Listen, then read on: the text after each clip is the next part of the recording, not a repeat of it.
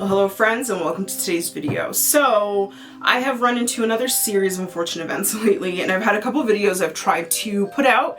I was in the middle of a sewing video and my sewing machine decided to die on me. I tried to regroup, do another video, started working on that, and then turns out I need some other supplies and I have to wait for that to come in. I was just thinking to myself, I have to put something out here because I have not put out a video this month and I feel really awful about it. So I'm hoping that today's video is actually really fun, and I'm going to be doing a creation vlog. And so what I mean by that is that I am going to just be taking you along a hopefully aesthetic and beautifully put together video of me creating and just making something for fun. Sometimes it's really enjoyable to make something from scratch and try to put your own creative spin on it, but sometimes it's really fun to just follow pattern and just create and enjoy the process. And that's what I'm going to be doing today. And I hope that if you're in the middle of a creative project yourself, that you join me and we can create together. And so for today's creative project, I'm going to be doing a little bit of knitting. So since last fall when I put together my ugly Halloween sweater video, I have re-fallen in love with knitting. I feel like I started knitting when I was like in elementary school and I loved it so much. But since I became an adult and I guess I just was not exposed to all the things that were out there, obviously, I felt like it was kind of inapplicable. I loved doing it, but I felt like there was nothing I can do with it that like matched my style or taste. So I kind of forgot about it. And then I recently uncovered the beautiful world of vintage knitting. And through that, I have found so many patterns and ideas of knitting that just really suits my aesthetic and what I like to wear. And I have been a knitting fiend this year. I have made quite a few garments and I'm really proud of myself, and I have no intent on stopping. So the other day I was unashamedly stalking Susan Crawford on Instagram. If you're familiar with the vintage knitting community, I'm sure you know who Susan Crawford is, but I was just looking at all the patterns that Susan has come out with through many years, because obviously I have a lot of catching up to do. And I, for some time, have been really wanting to make a Victorian inspired shawl. I feel like looking like a Victorian ghost is just a big aspiration of mine, so I feel like it'd just be very appropriate, especially now when it's like spring time. It's still a little chilly. A shawl is a must-have in the wardrobe. And I came across this stunning beauty. So this is the Victorian penny shawl. I'll put a video up here, and I fell so in love with it. I think it's one of the most beautiful things I've ever seen, and I love it so much, I think partly because it kind of looks like spiderwebs to me, but instantly I just thought I have to make this. And thankfully I happen to have the yarn on hand already that I need for this. So I scored like 5 skeins of this lace weight yarn for like $2 at Goodwill. I didn't know what I was going to do with all this, but now I have a project. But anyway, I have rambled enough, so let's get started. Alright, I'm really struggling with which color to make this shawl in. This is such a simple decision, and for some reason I have the hardest time with these things. But I have like this off-white, and then I have black, obviously, and I have stark white. I think this one's gotta go. I'm not really into the stark white look. Honestly, I have to tell myself that I have a pattern. I can always make this multiple times. I always work in black, and I think for growth purposes, I need to live on the wild side. So I'm gonna go with this beautiful like off-white.